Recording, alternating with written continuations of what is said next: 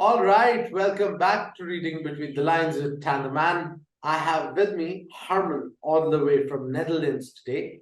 This is episode 20 of season 1. It's great to have you with us, Harmen. It's a pleasure to be here, Tan. Absolutely. Harmen's doing some great work within European Union and United Nations when it comes to cities, and especially the future of cities. He's quite popular and does not really need an introduction. But Harmen, why don't you go ahead and give us a brief introduction about yourself? Happy to be here, Tan. Thank you for the invitation. And yeah, if I may look back a bit to the let's say early stage of my life, I grew up in a village in the Netherlands with my lovely family, my parents, and a younger brother and sister. And yeah, although it was a good childhood and I was in a fortunate situation, there was always something that I sort of missed there, and that is something that I more or less came to the conclusion later on in my life, because I live in Amsterdam, for example, now since about 20 years with my wife and my 2 daughters. And what I see in my current situation, I have a lovely neighborhood where there's a lot of sharing going on and a lot of connection and helping each other out, and it really gives us a safe place to live. And funnily, a lot of people would say that if you would grow up as a child in a village, that would be the most maybe warm situation where you can grow up. That was, if I look at my family, but you know, my father was a doctor, and that also gave us a bit of a different status maybe than some other kids in the village, and therefore, you know, I was a bit beside the community. I and also my family was. So that I think shaped partly me in my youth, and not to complain, it's not meant like this. But it, I think, shaped me in a way that I really wanted to have a community situation for also my daughters here in Amsterdam, which worked out really well. And I think if I look a bit further ahead, but I think we'll come to it maybe later in our conversation, because I worked around the topic of the sharing economy for 10 years. So even something that I missed in my youth became a huge part of my professional life also, by working with the sharing economy and see to it that there are more connected communities in cities. So that is a bit of going back to my childhood and looking forward at what that may have meant for my work also. After living with my parents in a village, I moved to Leiden, which is a city and really also a student city in the Netherlands. I lived there, I did that there. I had my student life also, both with having fun a lot with a lot of new friends. Lived in a student home with 29 people, so that was a big mess, but also big fun. And I studied in The Hague, quite near Leiden. I did European studies with a major in international politics and law. But I quite soon, when I started working in a tech startup in Rotterdam, because of my internship, I really detected that I wanted to go a different route than the politics and law route that I first had seen for myself. So it's interesting, you know, I don't look back that much because I'm always a bit of a forward-thinking person. But if in this conversation I look back, I really already see some, you know, pivots in both youth, but also in maybe my study and the direction there that changed, or that I wanted to change, and really shaped the career path that I had. So you know, that tech startup was just before the burst of the dot-com bubble, so that's already almost about 25 years ago. But I learned a lot in that situation, and I really saw, okay, there's a different route for me than I would have thought maybe during my studies. So that would be a bit looking back at the first part of my life, so to say. Absolutely. Okay, Harmen, let me ask you this question then. As you're growing up in Netherlands, right? And we all know that Netherlands is a torchbearer for for ditching cars and using more sustainable sort of modes of transportation as bicycles or walking or running and stuff like that.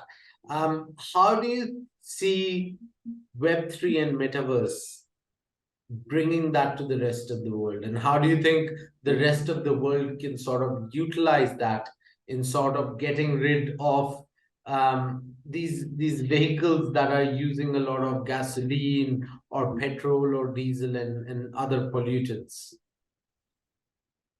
Well, that's a very interesting question. And the first thing that I think of is, the fact that I worked on the topic of the sharing economy for about 10 years.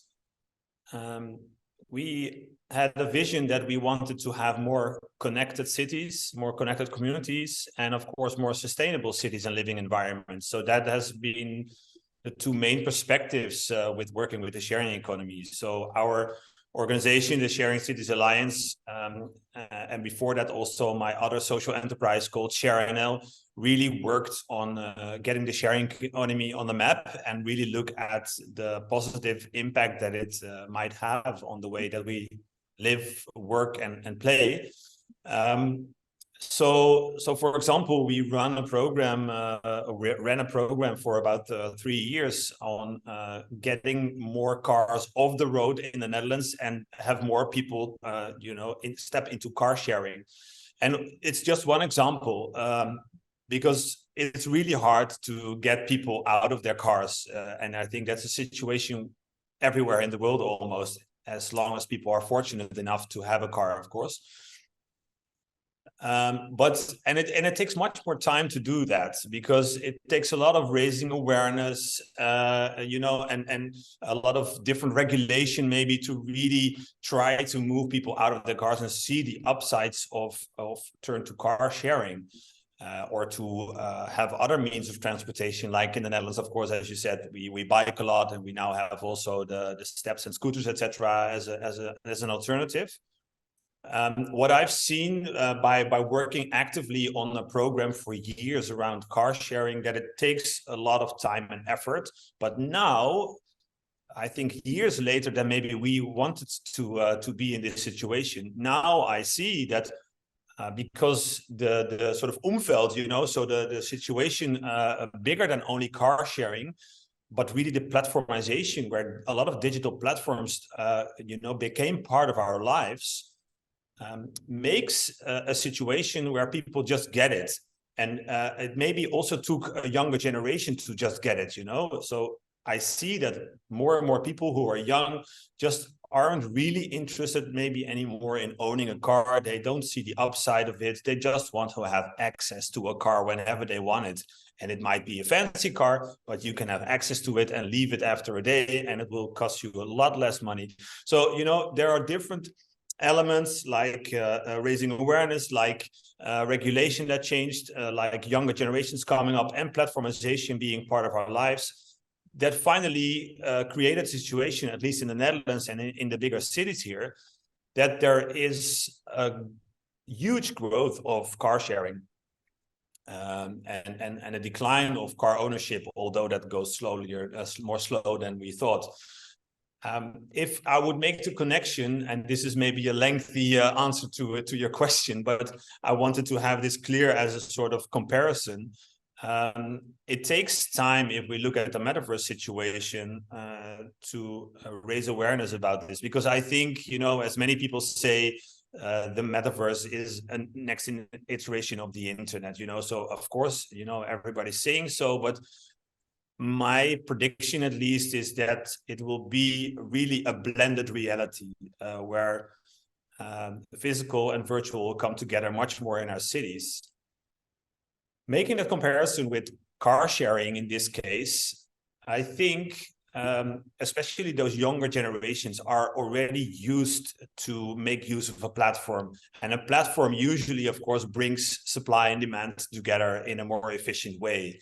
The difference might be between, of course, Web 2 and Web 3, in my opinion, is that, of course, with the platforms that we have seen over the last, let's say, 10 years, took a big cut. We're sort of making this promise of decentralization, and it's debatable if they did that in a sort of decent sense, or that they, turned maybe to a sort of situation which was the normal way of working as a company, where you take a big cut and have a big impact and maybe a lot of power. That is something that will probably change, and it's of course the prediction of more people, but that would be at least not wanting to be naive, but that would be, I think, the big promise, or one of the big promises of Metaverse or Web3 or whatever, area you want to name it, where there's decentralization and really the ownership at the user or at the individual will be much better organized and realized than we have seen over the last decade with the digital platformization coming together. So also, if I make that comparison with the sharing economy, where in the beginning of our work, when we started developing the sharing economy about 10 years ago, we were really looking at that people perspective, so to say, and how it could be a peer-to-peer world almost. Also with social media and with sharing economy, I think that promise has not been made real as much as we wanted to. And I think we come to a situation that now that may be the case. We have seen that social media sometimes turned out different than we wanted it to be. We have seen that the sharing economy, a game of big platforms having a lot of power, unevenly divided sometimes, and also having a big impact on our cities, also negatively. We can learn from that situation. I hope that we can learn from that situation. That is also maybe partly my role, at least from my perspective and my experience, to finally see to it that it will be people focused and people first, and hopefully also a generation which just will say that this is their way forward, or that they will shape it even as their way forward. So I hope with this comparison and also our previous work in the sharing economy, taking this to Web3 and Metaverse answers your question, Tam. Absolutely. Let me ask you this question then, Harmen. What is Sharing Cities Alliance? Yeah, well, the Sharing Cities Alliance is an organization, a foundation, a not-for-profit foundation, which is launched by us about 5 years ago in New York City. And there's a little bit of history, because 10 years ago, we started here in Amsterdam with Share NL, which is a social enterprise and really functioned as we called it at the time, a knowledge and networking hub for the sharing and platform economy. So just when the sharing economy was emerging, also in the Netherlands with, of course, Airbnb, but more smaller and Dutch startups in fields of car sharing and food sharing and the sharing of household appliances, etc. At that point, we started with ShareNL about 10 years ago, and really wanted to be this center point to develop knowledge around it and research to try to understand it, but also to do projects, etc. And we started doing events and presentations, writing a book, working with the government, working with several larger corporations, etc. Really try and grasp what the opportunities and challenges of the sharing economy were and are. As soon as we started a first, let's say, flagship project around 2014-15, called Amsterdam Sharing City, we saw that there came a lot of interest from cities around the world. So Amsterdam Sharing City was a project that we launched together with the city of Amsterdam, turning Amsterdam into, let's say, an innovation testbed for the sharing economy. To have everybody involved, not only city government, but really work with public-private partnerships and have also startups and companies involved, and see where the sharing economy was going, because we all sort of sensed that this would be becoming a big thing. We launched Amsterdam Sharing City as a project with our deputy mayor at the time. We organized a Sharing City Summit in 2016.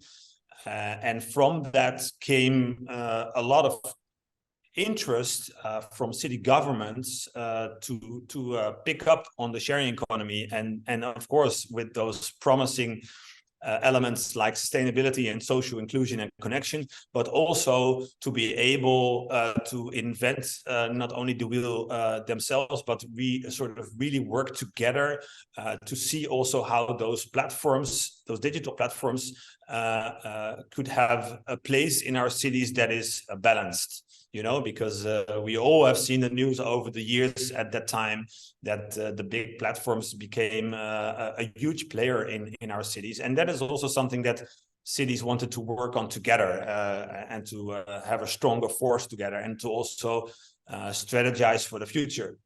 So when we had our second Sharing Cities Summit in New York in 2017, that was a moment that we launched the Sharing Cities Alliance, because we saw that we needed a separate organization apart from ShareNL, which could function as the place for city governments to work on the topic of the sharing and platform economy. And if I look at the sort of connection between then and now, because I don't want to maybe go too way back in time, is coming from our experience and expertise on sharing and platform economy, and maybe a broader sense digital transformation in cities, if you like. You know, we came this strong network of cities from like Amsterdam and Rotterdam here in the Netherlands, New York and Washington, Singapore and Seoul. You know, we had Cape Town and Copenhagen. So different continents, different cities, different backgrounds, different cultures, which is really interesting, which also makes it a relevant organization in a sense that it doesn't feel like competition if you all work together as cities, especially if you're coming from very different regions, you know. So this is something that we have still today as the main organization and the main work that I do with the Sharing Cities Alliance, to bring those, let's say, change agents, that forward-looking people in city governments together, work with each other, really, let's say, source and share solutions that we have in our cities, and then maybe scale it to other cities around the world. Throughout the pandemic, we started being a sort of center point for those contacts to also dive into different topics, mainly, of course, focused to digital transformation, because, of course, we all had this sense that our cities could look different after the pandemic. And a bit further forward, about a year ago, we started having the metaverse on our minds, and that became a huge part of our program this year. If you like the video, please hit the like button. If you think what's being discussed is nice and you'd like to join the discussion, please comment below. And if you'd like to stay updated, please subscribe to our channel and hit the bell icon. Thank you. So Harmen, let me ask you this question. As you're dealing with your counterparts from different places in the world, what are some difference in the approaches that you perhaps see your counterparts from Singapore or Cape Town or other places doing as compared to yourself or your European counterparts? Yeah, that's a good question. And if I relate it especially to the metaverse and what I see happening in different cities, because of course that is the main topic for today, I see partly the same topics being relevant for different cities in different regions, and I see partly, of course, also differences. And I must say, and we all know this, but it's a very early stage for most cities in the world. Even the most prominent cities in the world are just exploring what the metaverse might mean in a good way and maybe in a more challenging way. But let's take a few examples, and feel free to barge in if you want to sort of sharpen the position that I have towards the metaverse in cities, because it's also interesting, of course, to learn from you and what you hear. But okay, from my side, you know, I was in Singapore a few weeks ago, and for the people who are maybe looking into this interview later, that was November this year, 2022. And if I look at Singapore, we had one session together, for example, with the tourism board. And the tourism board in Singapore is just starting with 4 pilots around tourism and the metaverse. So they will use 4 different platforms: Decentraland and Roblox and Horizon Worlds and Super QQ Show. I must admit, I didn't know that platform. It's Chinese, but a lot of people in Singapore, of course, have a Chinese origin. So that's also one of the 4 platforms that they will start doing their pilots on for the coming 2 years, and really as an objective to attract more international travelers to Singapore. Tourism is something that will, I think, be quite a big one for different cities around the world. I also see it as part of the program of the city of Seoul in South Korea. I see it in Dubai. We're currently not working with Dubai, but I've seen it in the presentation of their ambitions that they also want to use it for tourism. And it makes sense, I think. I mean, we can sort of go deeper in the topic, but that would be one, tourism. And I must say, even yesterday, I had an intensive chat with Washington, D.C., with the director of Destination D.C., because they are, for example, also looking into the opportunities of the metaverse for travel and tourism. So that's really different cities, different regions, different backgrounds, different stages, but all with one of the same topic, being tourism. A different one, also starting maybe with Singapore, is what Singapore still has as a let's say, ambition, is that they want to build more social connection within their city states. And that is something that they do throughout different programs. And they also want to use the metaverse as much as possible to contribute to that, to have it really as a, let's say, a multiplier for social connection and for communities. And that, of course, with the promise, at least, of the metaverse, I think that could be an interesting one to see to it. That, of course, also a digital-minded country like Singapore can work with more inclusive communities and more connected communities within this atmosphere of the metaverse, and especially maybe if you connect the virtual to the physical world, of course. That is something that you also see as one of the ambitions, although it's really early stage, in Amsterdam and in New York City. So both Amsterdam and New York City are saying that if the metaverse is going to be part of our cities, that it really has to be inclusive and equitable, and that they really want to see to it that that's the only way forward. So, of course, it's always debatable how much impact a city government can have on huge international platforms, for example. Still, I think most of the cities that we work with have learned a lot from that digital platformization, and sort of don't want to be forced in the same situation as they've been before. That's exactly the reason that they also want to work together on this topic, for example, through the Sharing Cities Alliance, but also in Europe, of course, through the European Commission, who also has this on the radar, and really want to see to it that it will be a game, let's say a game for all of us, and not for certain parts of our society. Absolutely. Yeah, please. Absolutely, Harmen. So let me ask you this question. As you're dealing with a lot of your international counterparts, right? We hear this difference in culture, that American culture is much more open to innovation when you compare that to a European culture, right? So do you see that as a barrier to your Sharing Cities Alliance when you're talking to your other European counterparts versus when you're talking to your American counterparts? Are they more willing to embrace change and innovation, or do you think that's not the case? In the end, I think it mainly depends on the specific persons, maybe even, or departments within city governments.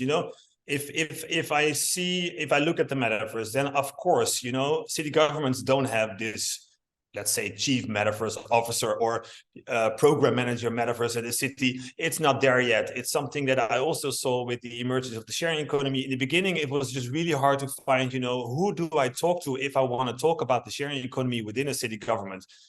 at one point it comes to the surface. At one point, people start calling themselves a program manager for the metaverse in this case, for example. But for now, it's just more the DNA of a certain contact person that I already have in cities because of our previous work, or that I try to find, that has a mindset and a forward sort of looking perspective to work with on this topic. And that I think you see in cities around the world, because you know, I've been to Washington DC last March. I've been to Istanbul in October. I've been to Singapore in November, as I said. I live in the Netherlands. I work with Amsterdam and Rotterdam here, and The Hague in the Netherlands. So you know, different cultures, different backgrounds, and of course different takes on the metaverse, maybe partly. But on the other hand, those are all the people that are looking further than maybe the current, you know, vision of a city or a strategy of a city or the policies that they have. And that is, I think, most needed. We need those people that are looking further, that are not, you know, sort of tied to a program because, you know, some city governments made plans for the coming 4 years and that's it. No, they look further. They have, I think, this ability, and that is maybe something that is more generic than we might think. Although, of course, you know, because of course I see your question partly also as a logical one, in the sense that maybe some cities might, or some countries even, might shout it out more than others. So with all due respect, but of course it's maybe a bit more American to sort of be in the forefront and already think in a really big and bold way. While, for example, in Singapore and Seoul, I see that they are building something that is maybe equally interesting, or maybe even more interesting in some senses, but they will first build it, or first at least make some really concrete steps before they start shouting out what they have, or what they have created, or what they have in mind. And that's interesting. And it's interesting to sort of be the center point of this, and to say also, okay, take something in Seoul.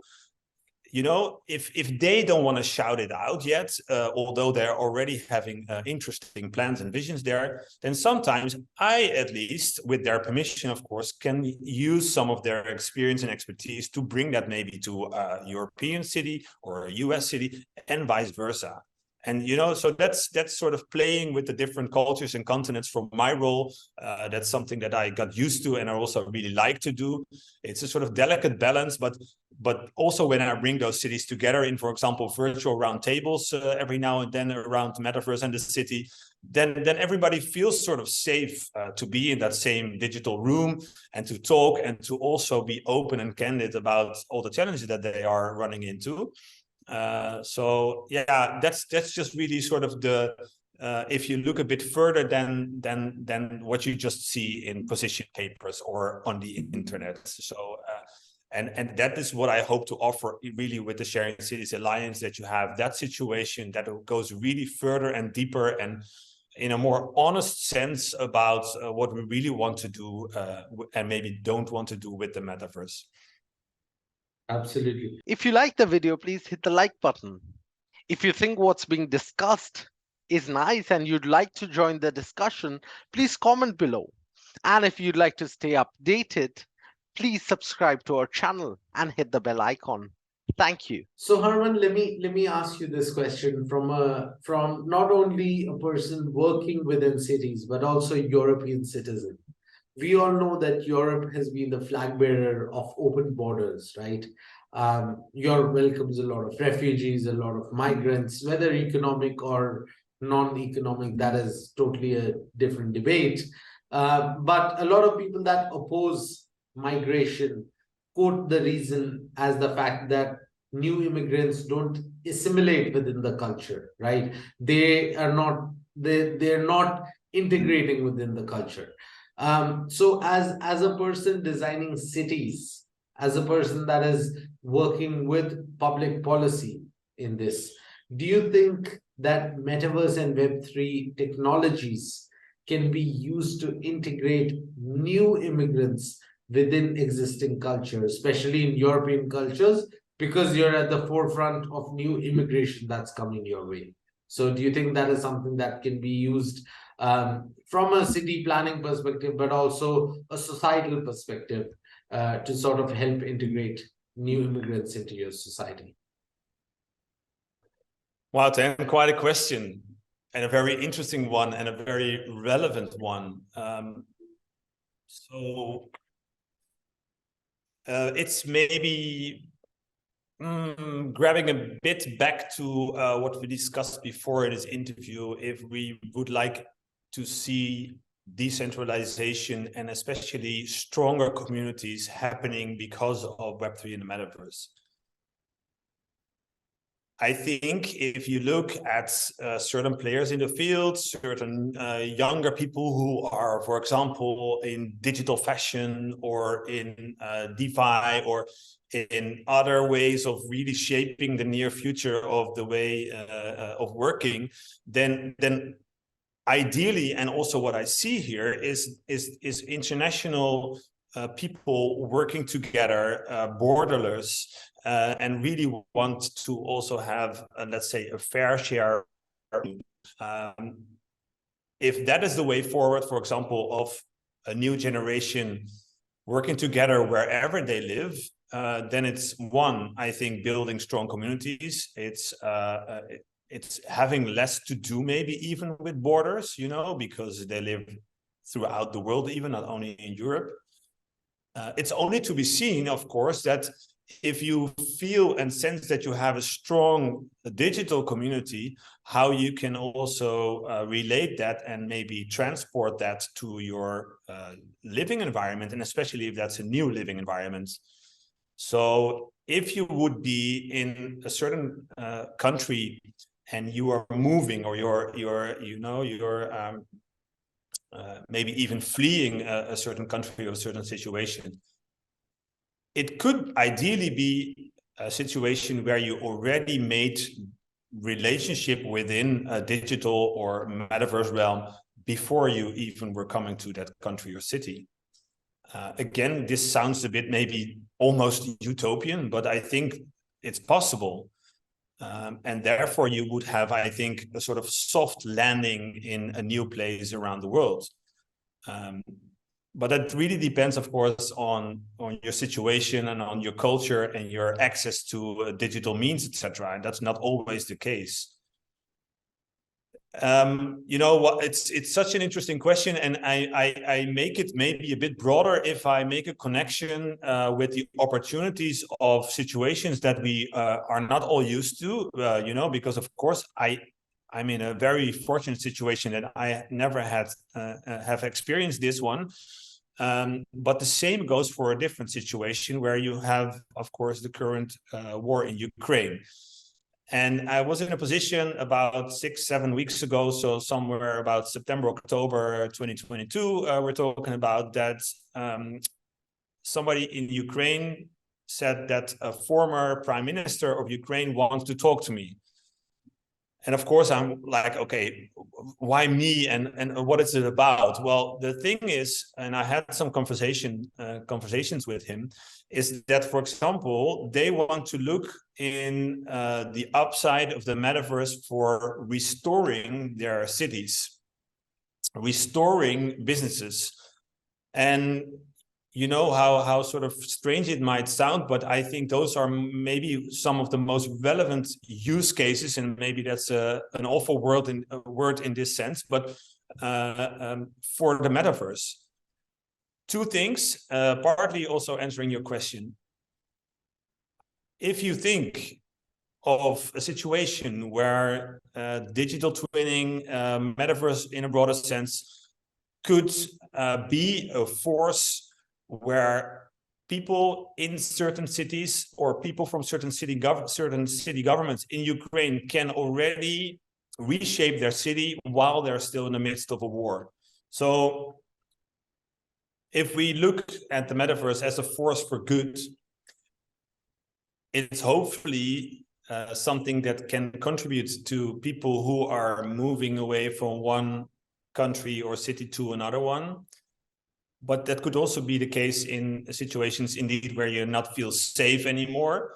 But say that you stick around in your own country, and there is a situation where you have to rethink the way your cities are built and your infrastructure is currently working.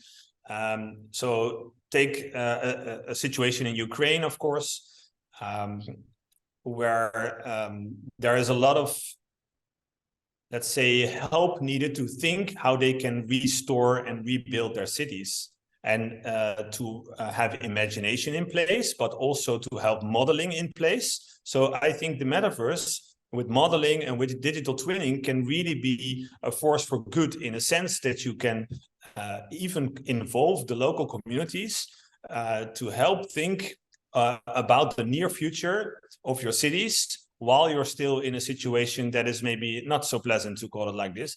So that would also be something that is interesting to have as, let's say, a use case internationally for the metaverse, that we think about not only the very, let's say, utopian parts of the metaverse and a very playful manner sometimes, or how it can even enhance business or whatever, which is all very, very solid and legit.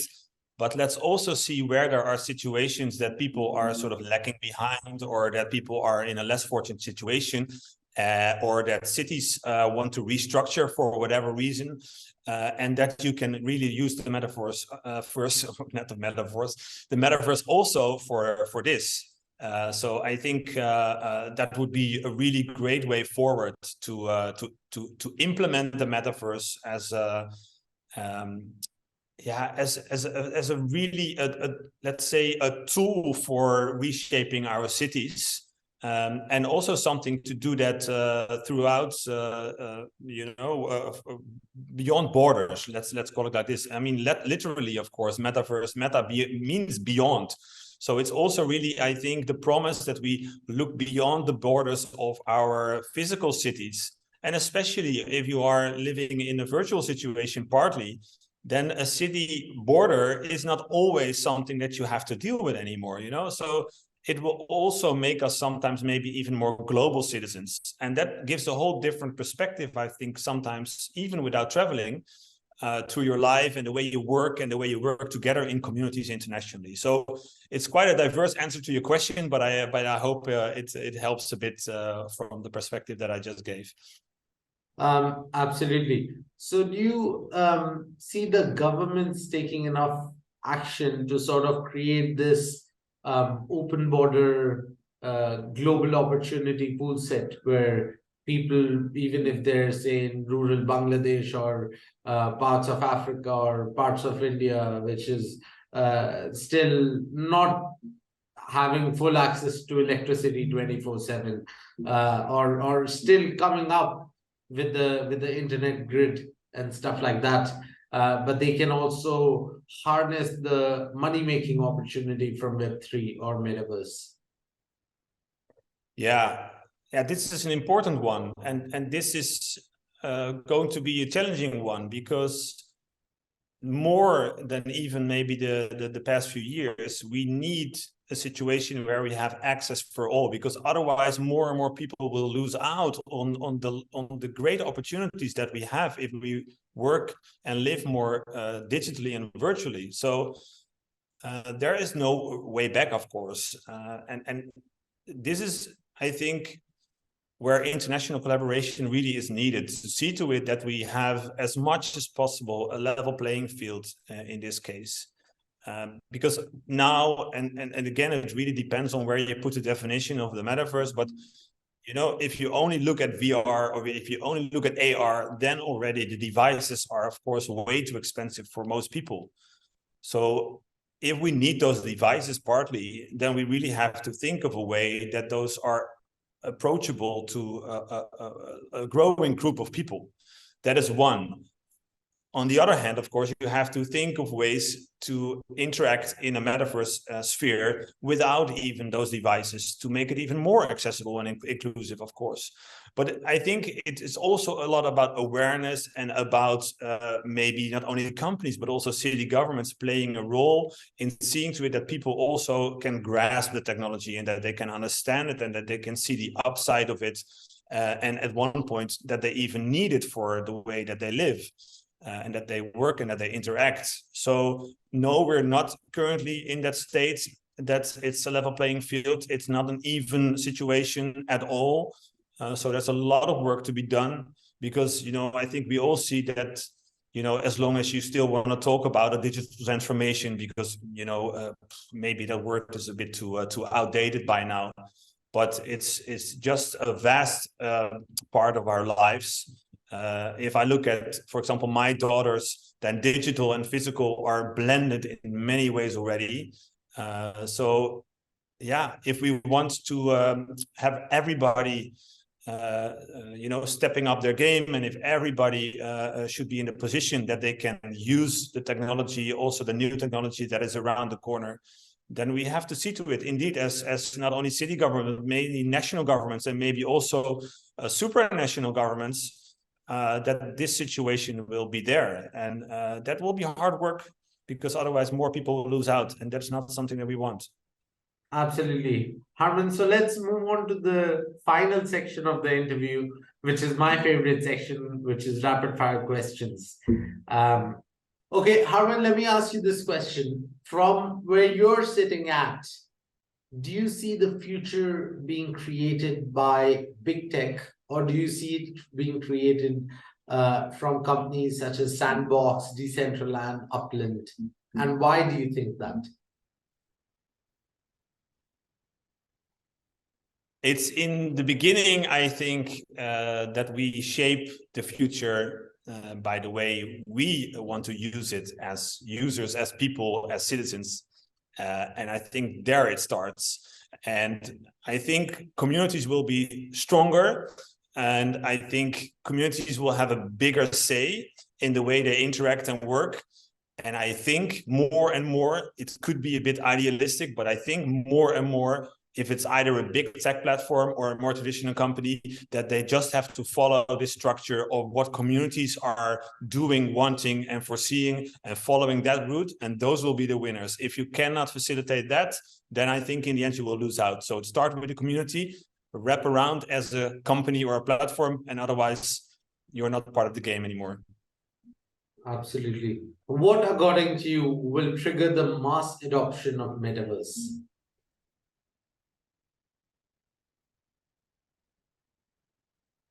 Seamless technology, and especially technology that brings physical and virtual together. So as soon as it will, if the technology really will be, let's say, the connector between those two. And as I said before, it's already happening, and I think already for years maybe, but especially the last few years, it's already happening within younger generations who really make no distinction almost between digital and physical. That if you have the technology in place to do that, to facilitate that, then I think that will be a huge leap forward. And then again, it's a bit also turning back to my previous answer. It's communities, and the more communities find each other, the more people find each other, and the easier they can do this. And if imagination is really creating new ways of living and working and playing together, then I think that will be a big leap towards the future that we all have in mind. Absolutely. If you like the video, please hit the like button. If you think what's being discussed is nice and you'd like to join the discussion, please comment below. And if you'd like to stay updated, please subscribe to our channel and hit the bell icon. Thank you. Let me ask you this question. In a metaverse future, let's presume there is a European Union citizen and there is a non-European Union citizen, let's say from Dubai or India or Bangladesh or Sri Lanka or Seoul or South Korea, sorry. Now, in this scenario, if there is a conversation happening, this conversation will probably be stored on a European server as well as their local server, right? Um, with this being said, do you see GDPR as a threat to the existence of Metaverse?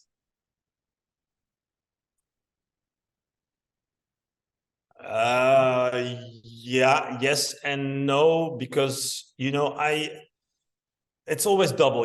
I work with city governments mainly and not national and supranational governments that much, but I do also with them. And of course, they are mostly the first persons to admit that they are slow and that they cannot sort of keep up always with the pace of innovation. So, and as soon as, of course, they do, it might be so well structured, let's call it like this, that is also sometimes preventing the pace or preventing the sort of room that you need and the space that you need for really good innovations.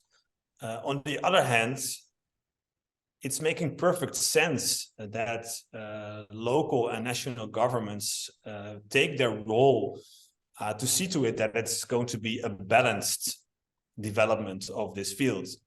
And that it makes sense looking back at the sort of growth of social media and the growth of sharing and platform economy, etc., that there is a role to protect that public space and to protect citizens that are not always that aware of what maybe big tech platforms or traditional companies are doing with, for example, their data. So yeah, it's always this game about the ups and downsides of this new development in this case.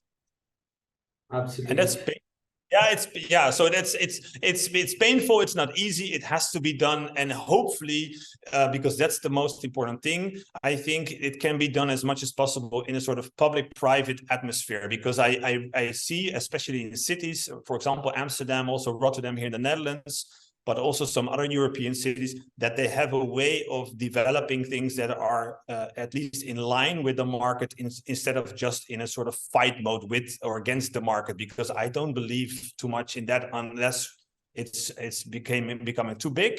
But we really need this collaboration and at least a situation where governments try as much as possible to grasp what the outside world is doing. And that's not always easy.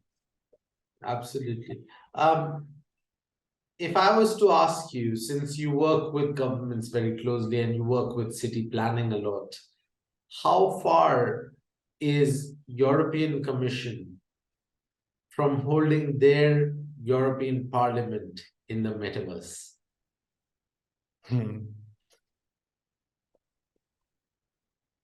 Yeah, it's what I've seen in places around the world. We are really just starting, and again, that depends a bit of where you put the definition of a metaverse. But no, it's as far as I can see. But I have some talks with, for example, European Commission people, at least in the very near future. No, it's not there yet in my opinion, or at least what I see. So it's we all seen that example maybe a few weeks ago of this attempt by the European Commission to have a metaverse environment, to have people come together, which I think in many people's senses failed miserably and cost a lot of money. It's one case, and I don't know the exact details of it. What I do know is I would like to see for whatever government it is, that you test the waters as soon as possible. And of course, because it's public money, that you try not to spend too much on it from your own sort of siloed perspective. But really see sometimes if you can do projects together as different city governments, for example, or as different nations, so that you have a solid way of paving the way and finding it out and piloting without losing millions in a few months of time. But it's part of the game, if you pilot, you lose money, you lose time, you lose effort. But it's in many senses also for governments the only way forward to really try to understand it and to play a role and to create your own maybe metaverse environments at one point. So very, very early stage. A lot needs to be done. We need test beds, we need innovation, we need dedication to this, and we need to work together. Absolutely. So, Harmen, let me ask you this question. What brings e-commerce to the metaverse? Good one, Dan.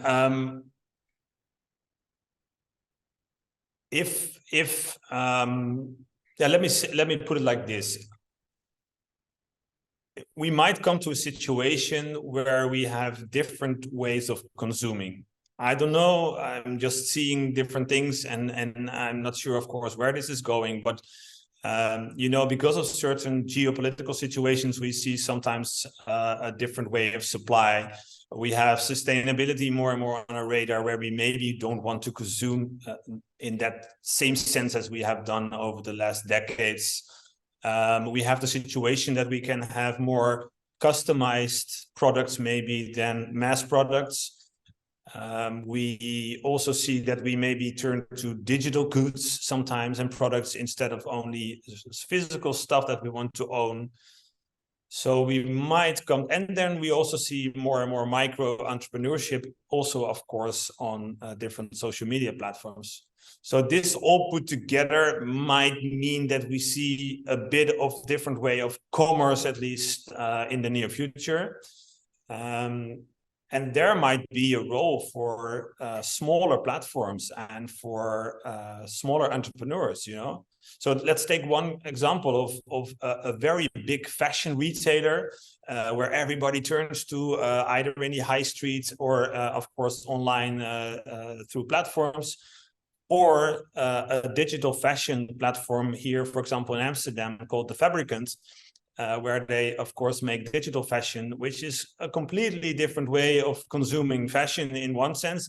And it might lead to much smaller batches of custom designed fashion that people will wear in real life.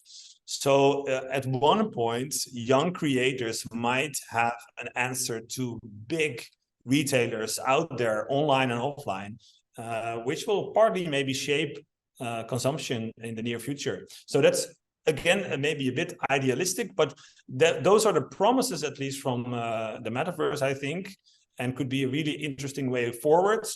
We will not in a few years be getting rid of the Amazons of this world, and that's not necessary. But they also have to rethink how they can, shape their products and their service and their whole logistics, maybe around a newer and a more balanced way of consuming. Great. As we look at the world right now, sitting in the end of 2022, 2023 and 2024 internationally are years that are going to be dominated by regional and international elections.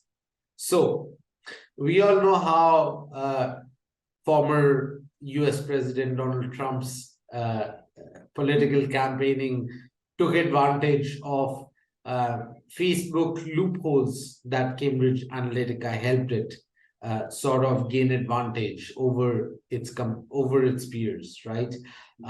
So with that understanding, do you think we're going to see more and more campaigning in the metaverse, election campaigning in the metaverse?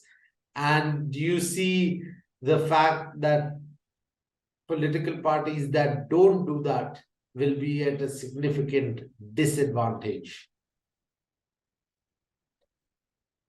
Another relevant question from your side, and I think we will see this indeed more. In the end, as a politician, you have to go where the people are. So you can build your own, let's say, virtual environment and sort of invite people there. But I think it should be the other way around. So really go where the people and also the younger generations that you really need also as your voters, go to them. And of course, where are they? They are, here and there outside, but they're of course mainly, digitally around.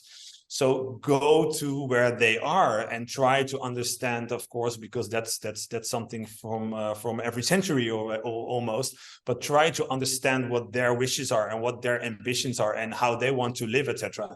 So that is, I think, the way forward. If I look at the situation in the Netherlands, then around election time, then all the politicians, they put it on their own color jackets and they go to a market somewhere and sort of hand out flowers and say, you please vote for me.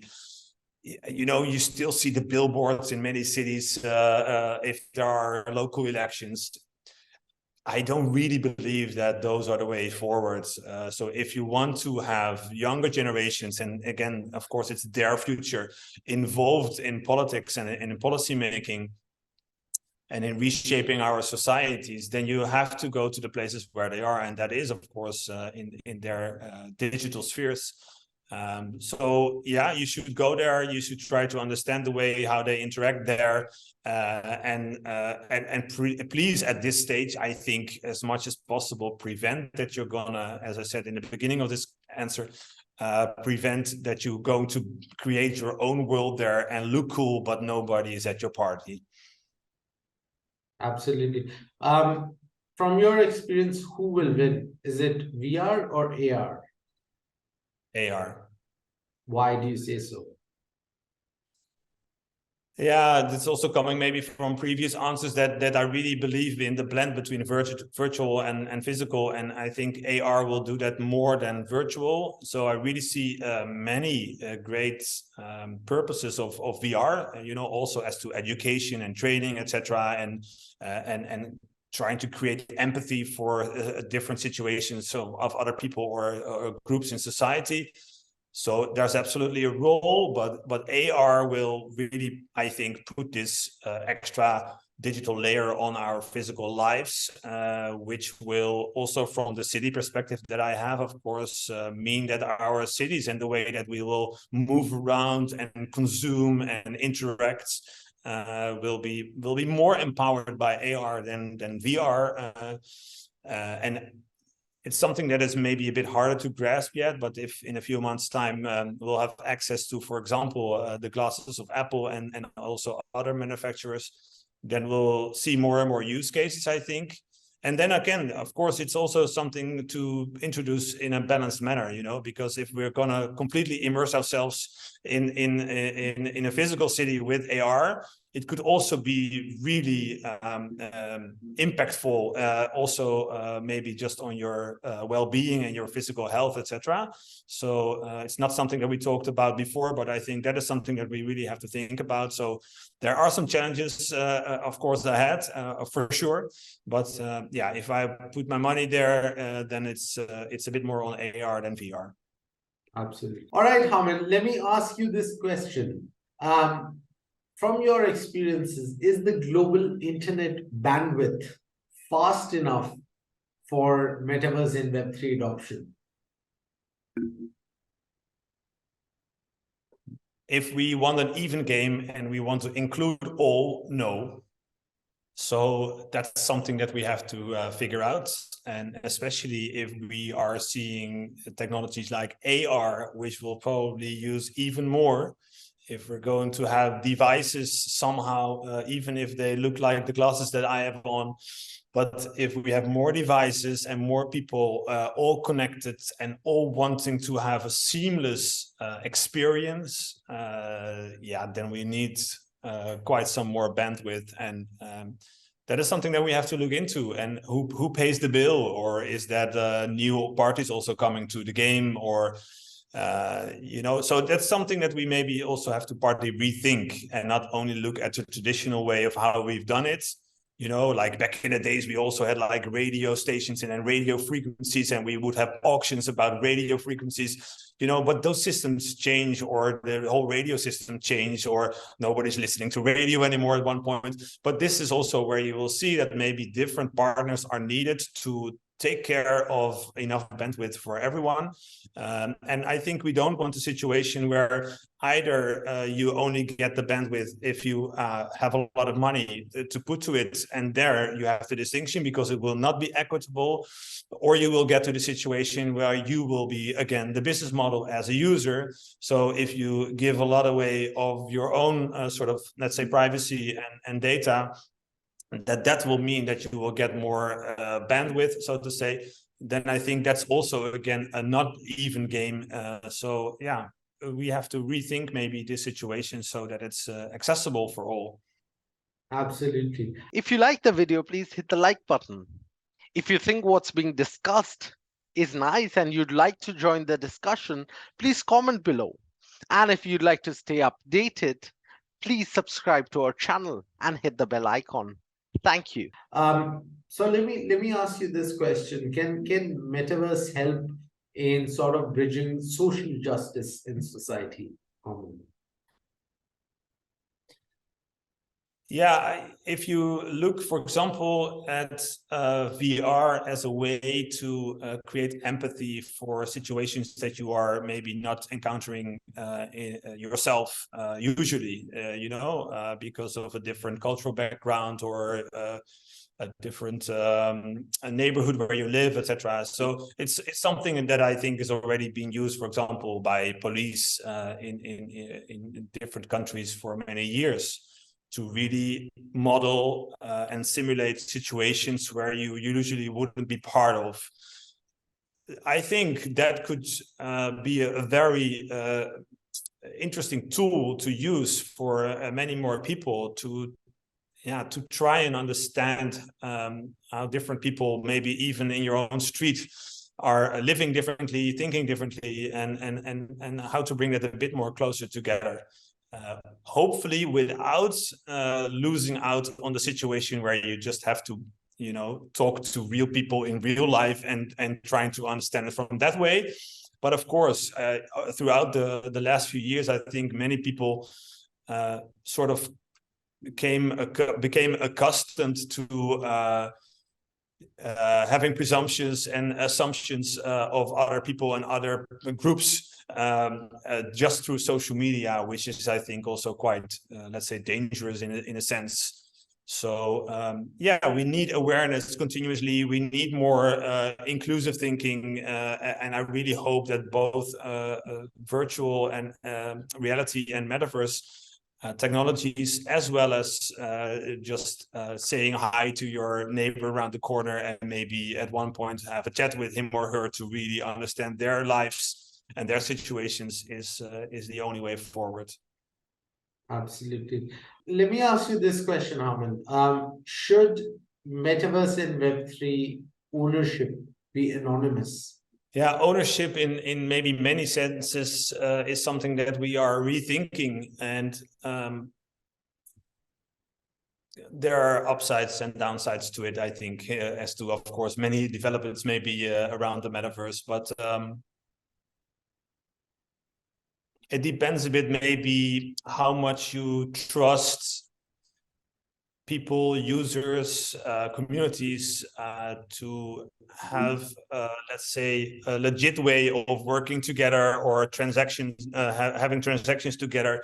If those are mainly following the regulation and the law that we currently have, whilst, if I make one side note, I also believe that, of course, sometimes the way we've always been interacting and transactioning can also be something a bit of the past. So, I also sense that sometimes it's needed to stretch the border, so to say, and to find maybe room around the current regulation.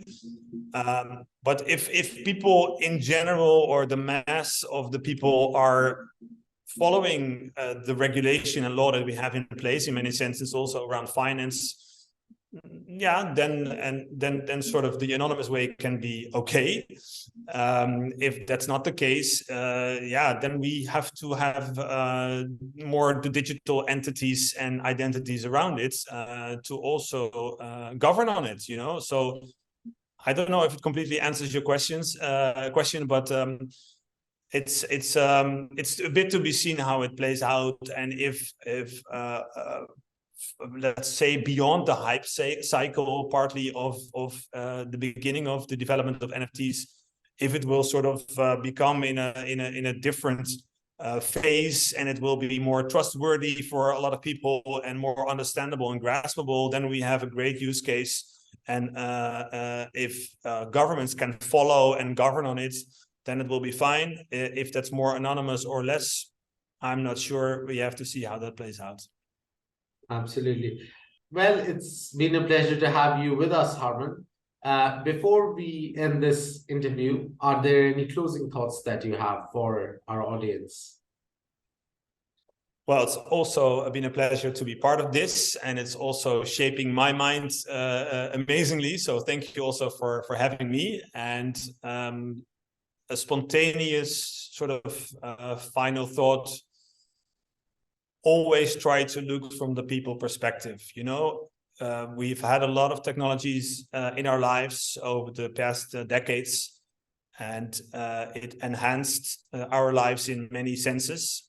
But we also sometimes forget about the people that we are. And you know, sometimes I make this comparison of where you have the dark stores and the dark restaurants. I think we don't want to end up in dark homes where we are only with our amazing devices on and headsets and everything that is bringing you to wonderful lives, but we'll never turn outside again and feel and sense that we are also part of a physical local community. And that is, of course, a dark scenario. I don't believe that we will come to that. But, you know, both with technology and with other, I think, developments in the phase of life or time that we are in, let's not forget that we're all people, and that we bring all the great sort of characteristics that we have, but also the challenging ones also to this metaverse. And that we have to find answers for that. It doesn't have to be dystopian. It will probably not be utopian, and we'll keep on being human, I'm sure. But let's not forget about it, and let's at least try to make the metaverse the best possible, let's say, environment that we can think of. And hopefully we can do that really together, because I think also all the people that you've been interviewing and that you will be talking to also in new seasons, etc., are all elements in this, are all elements in the development of a balanced way of introducing the metaverse to our near future. And I hope that will be a bright one. Absolutely. Well, that was Harmen Van Sprang from Sharing Cities Alliances, all the way from Netherlands. It was an honor to have you with us, Harmen. Before I end this interview, I would just leave you with our parting thought that I always leave you with at the end of each episode. You be the arbiter of truth, the viewers of the Metaverse Street Journal. This was episode 20 of season 1 of Reading Between the Lines. We will see you back in January 2023 with season 2. With that, thank you very much. Thank you, Harmen. It was a pleasure to have you with us. Thank you. Absolutely. If you like the video, please hit the like button. If you think what's being discussed is nice and you'd like to join the discussion, please comment below. And if you'd like to stay updated, please subscribe to our channel and hit the bell icon. Thank you.